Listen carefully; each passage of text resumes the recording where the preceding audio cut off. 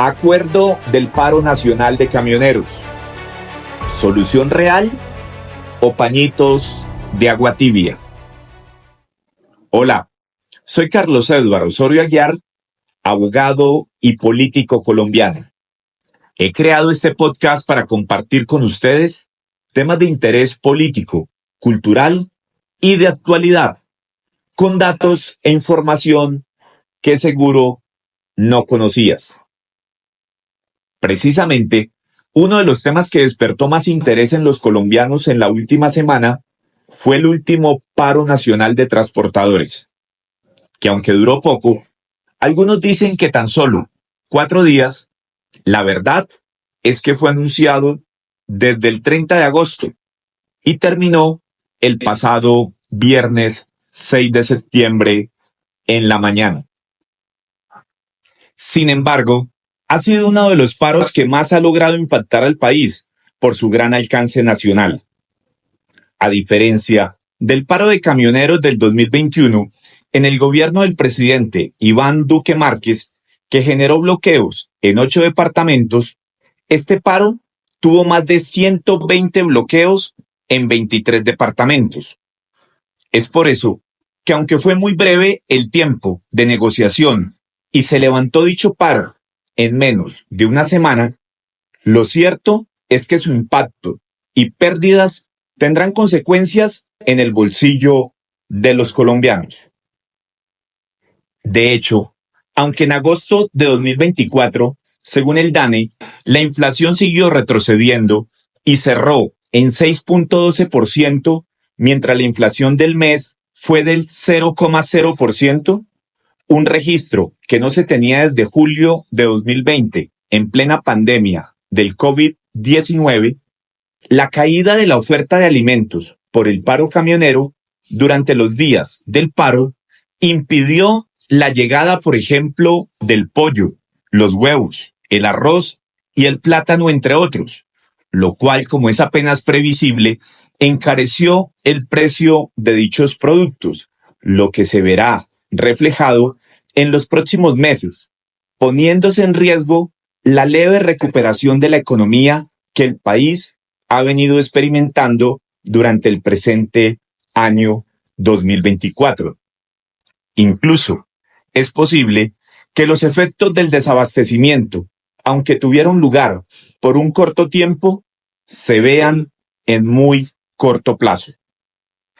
Es muy posible incluso que lo ocurrido pueda incidir negativamente, retrasando la esperada reducción de las tasas de interés por parte del Banco de la República. Y es que si algo ha quedado claro, después de las diferentes protestas y paros de los últimos años, es que la población no quiere ser quien asuma y pague los platos rotos del mal manejo de las finanzas del Estado. Sobre todo, quienes hacen parte de los estratos más bajos o vulnerables. Por el contrario, lo que se pide y exige al Estado es más inversión. También la pregunta obligatoria que subyace es ¿qué tanto alentará el precedente de la forma como se resolvió el paro camionero en esta oportunidad a otros sectores con capacidad suficiente para presionar al gobierno? Mucho más si se tiene en cuenta que en el último lustro y con un antecedente que marcó un hito especial, como el del estallido social, promovido por el mismísimo presidente Petro en su momento, ha venido haciendo carrera la idea de que con vías de hecho y afectación del derecho a la movilidad es como se obtienen las grandes conquistas que no se obtienen a través del diálogo. El analista Gabriel Cifuentes, justamente dentro de este contexto, se pregunta, ¿se le midió aceite al gobierno para negociar? ¿Vendrán más, refiriéndose a los paros? Frente a lo cual, él mismo se contesta, posiblemente. Es a razón de esto que después del anuncio del gobierno nacional de subir el precio de la CPM en 1.904 pesos desde el 31 de agosto, según decreto 0763 del 18 de junio de 2024, por el cual se adiciona el decreto 1068 de 2015 en relación con el mecanismo diferencial de estabilización de precios de la gasolina motor corriente GMC y aceite combustible para motores ACPM para grandes consumidores y aquellos consumidores finales que consuman en promedio anual más de 20.000 galones mes, los transportadores anunciaron el paro nacional de camioneros. Para entender un poco más por qué esta alza en el precio resulta controversial y los transportadores mostraron su molestia, debemos revisar un histórico en su aumento. Según el diario La República, solo en 2024 el ACPM ha subido 2.001 pesos. Esto es más de lo que se ha incrementado desde el año 2014, cuyo precio era de 8.257 pesos y hasta 2021 estuvo por debajo de los 9.000 pesos, haciéndose ajustes como máximo de 400 pesos en ese último año, por dispararse la deuda con el Fondo de Estabilización de Precios de Combustibles, conocido por sus siglas como FEPC. El FEPC o FED es el fondo encargado de estabilizar los precios de los combustibles para los consumidores en Colombia, con el fin de que las variaciones del precio internacional de los combustibles no afecten significativamente el precio nacional. Por ejemplo, si el fondo no existiera, en 2022, con la drástica subida del precio internacional de combustible, el valor nacional tendría que haber subido 6.000 pesos, pero sus ajustes fueron de 1.062 pesos gracias al fondo. Los dineros del FED son recursos del presupuesto general de la nación, por lo que son un gasto fiscal. Actualmente, el Fondo de Estabilización de Precios de Combustibles tiene un déficit fiscal. Esto es porque ante la volatilidad del mercado, las distintas coyunturas que afectan el precio y demás, dicho fondo no ha tenido superávit que le ayude a equilibrar los recursos, convirtiéndose en fondo de subsidio a los precios de los combustibles. ¿De cuánto es el déficit? ¿De quién es la culpa?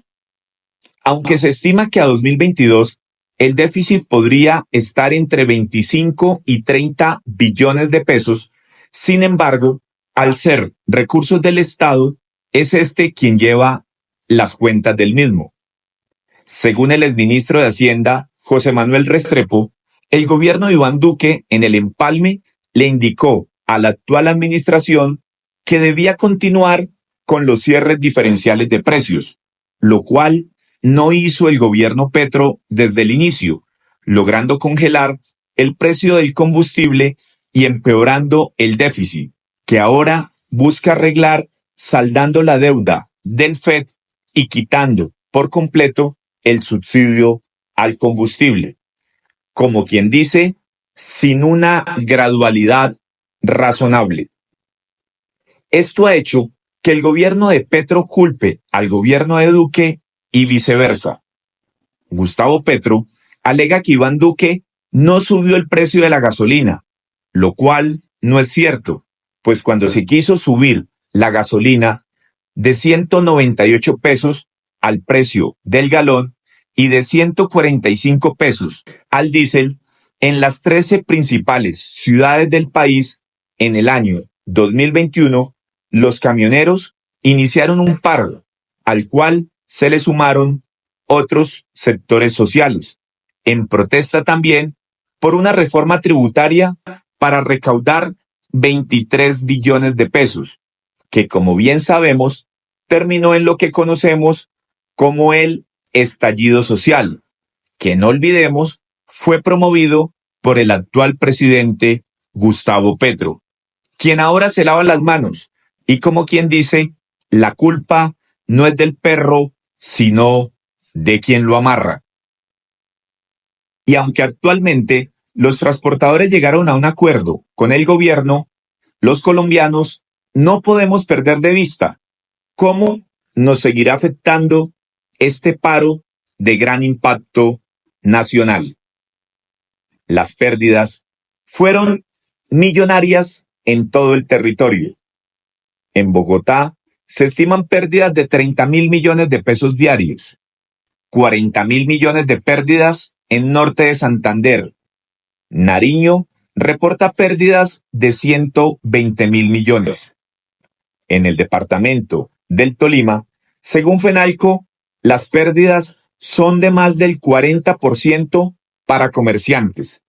Fedegan habla de un impacto en el sector ganadero por cerca de 41.000 millones. Ecopetrol tuvo que parar operaciones en 5 campos petroleros. Esto inevitablemente hará que varios sectores económicos del país, sobre todo los pequeños comerciantes, se vean afectados y comiencen a ajustar precios para recuperar las pérdidas. El acuerdo al que llegó el gobierno para levantar el paro de transportadores es de aumentar en 800 pesos el precio del diésel o ACPM hasta diciembre, que se dividirá en 2 cuotas. Una de 400 pesos cuando se expida la resolución que modifique la subida inicial de 1.904 pesos decretada por el Ministerio de Hacienda y la otra también de 400 pesos el 1 de diciembre. Teniendo en cuenta que el objetivo real es subir hasta 6.000 pesos el precio del diésel para igualarlo con el precio de referencia internacional. Ahora bien, esta subida de precios gradual, que podemos denominar como una tarifa que establece el gobierno de común acuerdo con los transportadores, por lo que queda de 2024, ¿es una solución real o son pañitos de agua tibia para levantar el paro? Pues bien, hay una variable que seguramente no se ha tenido en cuenta al momento de firmar el acuerdo, y es que el gobierno pretende presentar una nueva reforma tributaria ante el Congreso de la República. Esto no solamente se infiere de la propuesta del Presupuesto General de la Nación para 2025, la cual está desfinanciada por 12 billones de pesos, que necesitarían de otra reforma tributaria para ser financiados, sino que el propio gobierno ha sido explícito en esta intención. ¿Y cuál es la relación que existe entonces entre el incremento del precio de los combustibles y la pretendida reforma tributaria? Pues claramente, con su visión ideologizada, el gobierno pretende volver a la carga contra el sector de hidrocarburos, estrangulándolos con más cargas impositivas, lo cual va a terminar impactando el precio de los combustibles, lo que significa que si no somos cuidadosos en la consideración, discusión y aprobación de dicha reforma tributaria, pues a la postre el precio que tuvo que reconsiderar el gobierno como producto del paro camionero podría volver a ponerse por las nubes. En relación con este aspecto, Julio César Vera, presidente de la Fundación Suat Energy, sostuvo, abro comillas, se espera que el impuesto al carbono se triplique de $5 por tonelada de gas carbónico a $15 por tonelada de gas carbónico, lo cual podrá tener un impacto de 400 pesos por galón aproximadamente en el precio del combustible, y pendiente de definir si existiera alguna intención del gobierno de nivelar el IVA del ingreso al productor a la misma tarifa general de los demás bienes y servicios del país, lo cual podría tener otro impacto importante en el precio de los combustibles, gasolina y diésel como tal. Cierro comillas. Esperemos que el gobierno sea transparente y en las mesas de trabajo que se comprometió a realizar con los transportadores para hablar sobre el alza al precio de la gasolina, les diga la verdad sobre sus intenciones en cuanto a la reforma tributaria y el impuesto al carbón se refiere. Por lo demás, mucho me temo que por lo menos uno de los compromisos asumidos por el gobierno nacional para levantar el paro camionero no podrá ser cumplido. Y es que en efecto, uno de dichos compromisos del gobierno precisa que el Ministerio del Trabajo llevará al Congreso de la República una proposición especial dentro de la reforma laboral que contemple las necesidades específicas de los conductores del sector. Esta iniciativa buscaría mejorar las condiciones laborales y asegurar que las demandas del mismo sector sean escuchadas y atendidas. Sobre el particular, más allá de la voluntad que nos pueda asistir como congresistas, puede tratarse de un compromiso asumido de buena fe o a sabiendas de que no podrá ser cumplido, pues la idea de llevar dichos requerimientos al proyecto de ley de reforma laboral que se tramita actualmente no podrá atenderse, dado que en la medida en que dicho proyecto va para segundo debate, introducir una iniciativa de dicha naturaleza violaría el principio de consecutividad y de identidad flexible, en la medida en que dichos asuntos no fueron objeto de análisis, consideración y trámite en el primer debate surtido en la Comisión Séptima de la Cámara de Representantes. Si el gobierno nacional tuviera una real voluntad en esta materia, podría presentar una iniciativa particular, específica y concreta en relación con dichos requerimientos, para cumplir así conforme a las reglas y procedimientos previamente establecidos este compromiso. Finalizo compartiéndoles las opiniones de dos personalidades muy influyentes en el sector empresarial colombiano, con ocasión del desenlace del paro camionero. Por un lado, las palabras expresadas por el presidente de la ANDI y del Consejo Gremial, Brut McMaster, quien sobre la resolución del paro dijo, abro comillas, si algo quedó de este paro es que al final la situación fiscal queda sin solución. La principal enseñanza es que hay que concertar. El gobierno tiene que trabajar con la gente, no puede imponer sus cosas a nadie. Por otro lado, lo dicho por el doctor Jorge Bedoya, presidente de la Asociación de Agricultores, quien sobre el particular puntualizó: queda probado que el chantaje, la violación de los derechos de los demás y el daño económico y social fácilmente quedan en la impunidad. Nadie responderá por los daños a nuestros productores y al resto de los ciudadanos, y tampoco responderán ante la justicia. Gracias. Muchas gracias por acompañarme una vez más en su podcast Píldoras del Saber. Espero haber podido compartir información de su interés en esta oportunidad. Los espero, como de costumbre, el próximo lunes a las 7 p.m. en un episodio más a través de mis canales de YouTube y Spotify. Hasta pronto.